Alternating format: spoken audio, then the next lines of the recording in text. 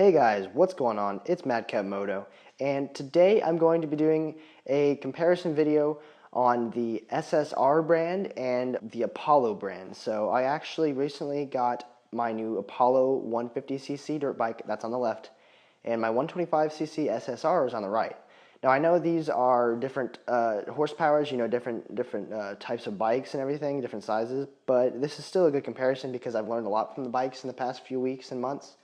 So I feel like I can give a pretty solid review. Now this is completely my opinion, so don't take this to be the absolute truth, but this is just my opinion on which one's the best. So first we're going to talk about the two bikes. We're going to kind of compare them directly. The SSR, I think, is more oriented towards a racing type of a bike, so it has, a lot of acceleration.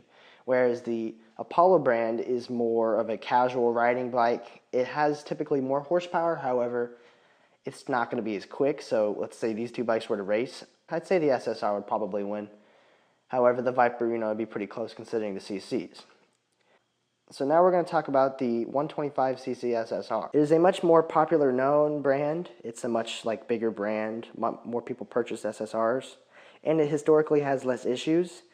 Its acceleration, like I said before, is much faster. However, there are a lot of cons with the bike as well. For example, it does vibrate a lot at top speeds whenever I'm going around 50 or so, in full speed, or even, even 40, 50, somewhere around there. It does tend to vibrate a lot, whereas the other bike does not. And it is a lot louder, I think. From what I can tell, it is a louder bike. My friends even think that whenever they ride it, they all say that it's, it's a bit louder and everything. And typically the gas tank is smaller. So now we're going to go ahead and talk about the Apollo. It is a very quiet bike, like I stated before, compared to the SSR, and is a much cheaper bike to buy, which might play a factor in the quality of the bike. However, I really haven't noticed much of a difference in the qualities, me personally. It does have more horsepower. Now, I know this is a 150, but I did look it up, and the 125 has about 3 horsepower more than the SSR does, than the SSR 125. Also, the engine typically lasts longer, so let's say you can go on longer rides and you don't have to worry about the engine starting to give out and stuff. And it is a much smoother ride whenever you're going at top speeds or you need to kind of accelerate pretty quickly. It's going to be a lot smoother, especially off-roading as well. It takes bumps better. However, some cons consist of slow acceleration, like I said before, compared to the SSR. It's very tough to start sometimes, especially whenever you first get it. Whenever I first got mine, I spent literally days trying to get it to start and run correctly until I finally figured out how to make it work.